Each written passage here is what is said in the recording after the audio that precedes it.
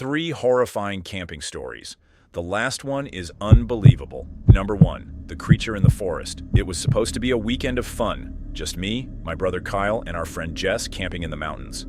We'd picked a remote spot in the middle of nowhere, far from any trails or campgrounds. The kind of place where you could scream at the top of your lungs and no one would hear you. At the time, I thought that was a good thing. The first night was uneventful.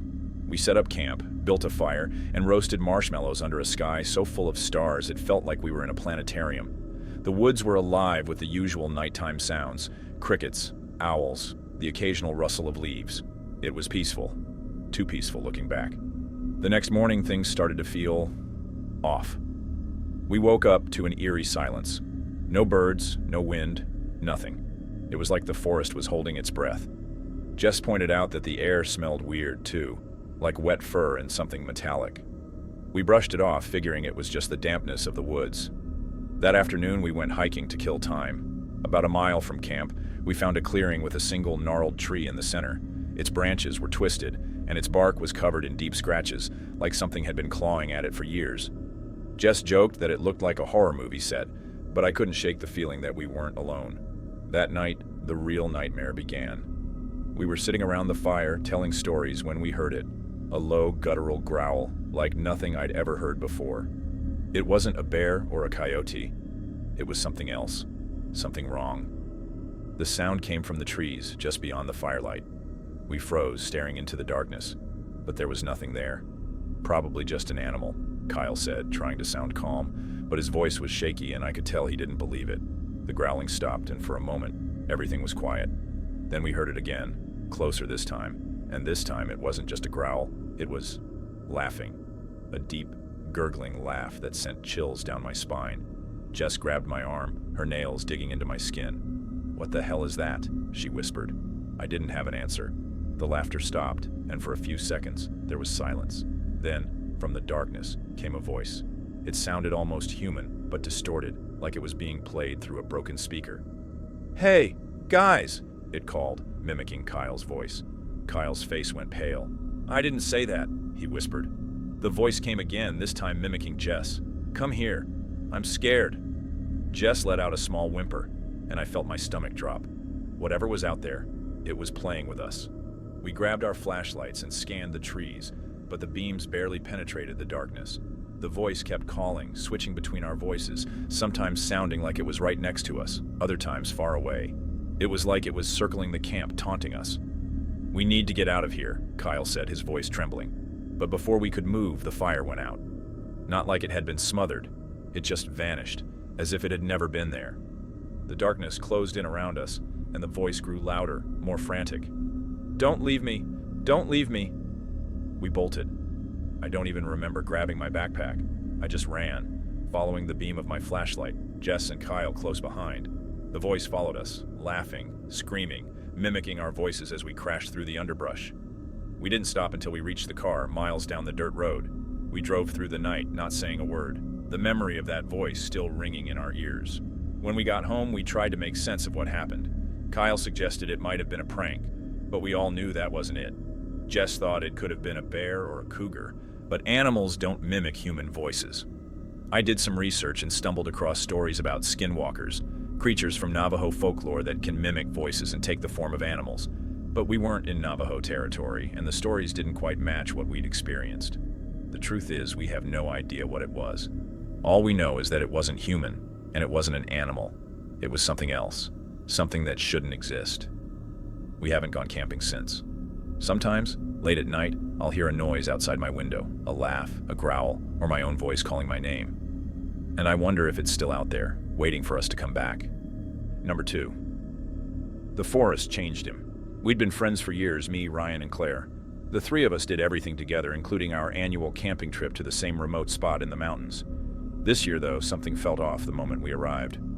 Ryan was quieter than usual, almost distant.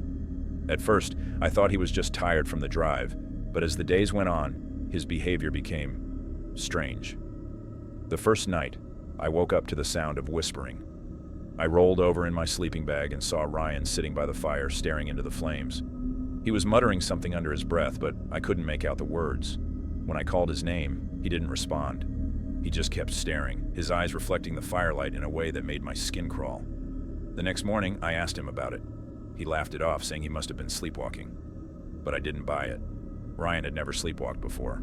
Things got weirder as the trip went on. Ryan started wandering off into the woods without telling us where he was going. When he came back, his clothes were dirty, and he smelled like wet earth and something metallic. Claire and I tried to talk to him, but he'd just smile and say, "I'm fine, stop worrying."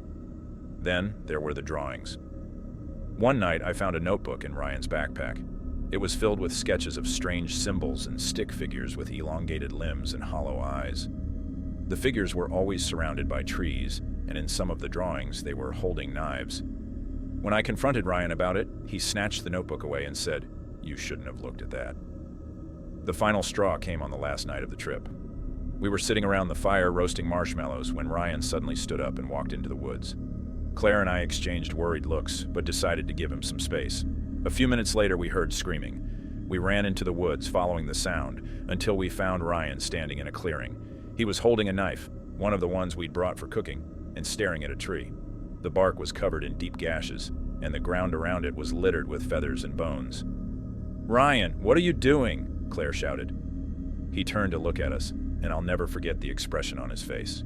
His eyes were wide, almost manic, and his mouth was twisted into a grin that didn't look human. "They told me to do it," he said, his voice calm and steady. "They said if I didn't, they'd take me instead." Claire and I tried to reason with him, but he wouldn't listen. He just kept repeating the same phrase over and over. "They told me to do it." We managed to get the knife away from him and dragged him back to camp. The next morning, he was back to normal, or at least he seemed to be. He didn't remember anything about the night before, and when we showed him the tree, he looked genuinely horrified. We cut the trip short and drove home in silence. Ryan apologized over and over, saying he didn't know what had come over him, but I couldn't shake the feeling that something had changed in him. A few weeks later, Ryan stopped answering our calls. When we went to his apartment, the landlord told us he'd moved out without notice. His social media accounts were deleted, and no one had heard from him since. The last time I saw Ryan was in a dream. He was standing in that clearing, surrounded by trees, his face twisted into that same unnatural grin. He was holding a knife, and the ground around him was covered in blood. I don't know what happened to Ryan. Maybe he snapped. Maybe something in the woods got to him. All I know is that he's gone, and I can't help but wonder if whatever changed him is still out there, waiting for its next victim. Number 3. The hiker who wasn't there. It was supposed to be a weekend of adventure. Just me, my best friend Sarah, and her boyfriend Mark, hiking through the dense forests of the Pacific Northwest. We'd chosen a remote trail that promised stunning views and complete solitude. What we got was something far more terrifying. The first day was perfect. The sun filtered through the towering pines and the air was crisp and clean. We made good time, setting up camp in a small clearing just as the sun began to dip below the horizon.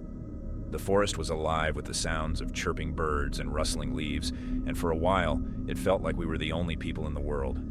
That night, things started to feel off. I woke up around 2 a.m. to the sound of footsteps outside the tent. They were slow and deliberate, crunching against the dry leaves and twigs on the ground. My heart raced as I lay there, listening. Sarah and Mark were both asleep, their breathing steady and calm. I told myself it was just an animal, a deer maybe, or a raccoon, but the footsteps sounded too heavy, too human. I grabbed my flashlight and unzipped the tent, peering into the darkness. The beam of light cut through the trees, but there was nothing there, just the endless shadows of the forest. I stood there for a moment, my breath visible in the cold night air, before convincing myself I was imagining things. I zipped the tent back up and tried to sleep, but the sound of footsteps lingered in my mind. The next morning, I mentioned it to Sarah and Mark, but they brushed it off. "Probably just a squirrel or something," Mark said with a laugh. Sarah agreed, but I could tell she was a little uneasy. Still, we packed up camp and continued on the trail, the strange incident quickly forgotten. Around midday, we passed a lone hiker on the trail. He was tall and thin, wearing a faded green jacket and a wide-brimmed hat that obscured his face. He didn't say anything as we approached, just nodded and kept walking. Something about him made me uncomfortable, but I couldn't put my finger on it. Maybe it was the way he moved, his steps unnaturally smooth, like he was gliding rather than walking. Or maybe it was the way he didn't seem to make any noise, even though the trail was covered in dry leaves. We didn't talk about the hiker after he passed, but I noticed Sarah glancing over her shoulder a few times as if she felt the same unease I did. That night, we set up camp in another clearing, this one smaller and more secluded than the last. The forest was eerily quiet, the usual nighttime sounds replaced by an oppressive silence. We built a fire and tried to lighten the mood with stories and jokes, but the tension was palpable. Every snap of a twig or rustle of leaves made us jump. I was the first to see him. I was sitting by the fire, staring into the flames, when I noticed movement at the edge of the clearing. I looked up, and there he was, the hiker from the trail. He was standing just beyond the firelight, his face still hidden by the brim of his hat. My heart skipped a beat as I nudged Sarah and pointed. She and Mark turned to look, but by the time they did, the hiker was gone. "What are you talking about?" Mark asked, his voice tinged with annoyance. "There's no one there." I insisted I'd seen him, but Sarah and Mark didn't believe me. "You're just tired," Sarah said, though I could tell she was trying to convince herself as much as me. We went to bed soon after, but I couldn't sleep. Every sound outside the tent made my heart race, and I kept imagining the hiker standing just outside, watching us. Around midnight, I heard the footsteps again. This time they were closer, circling the tent. I held my breath, listening as they grew louder, more deliberate. Then they stopped. I don't know how long I lay there, frozen in fear, before I finally worked up the courage to unzip the tent and look outside. The fire had died down to embers, casting a faint glow over the clearing. At first I didn't see anything. Then I noticed something hanging from a tree branch just beyond the firelight. It was a backpack, the same faded green as the hiker's jacket. I woke Sarah and Mark, and together we approached the tree. The backpack was old and worn, its straps frayed and its fabric stained with dirt. Inside, we found a water bottle, a map, and a journal. The pages were filled with frantic scribbles, most of them illegible, but a few phrases stood out. "They're watching me. I can't get away, and it's not human." We didn't sleep the rest of the night. As soon as the sun rose, we packed up camp and hiked back to the trailhead as fast as we could. We didn't talk about what had happened, but I could tell we were all thinking the same thing. Who, or what, was that hiker? Thanks for watching. If you enjoyed, please consider giving a like and subscribing to my channel.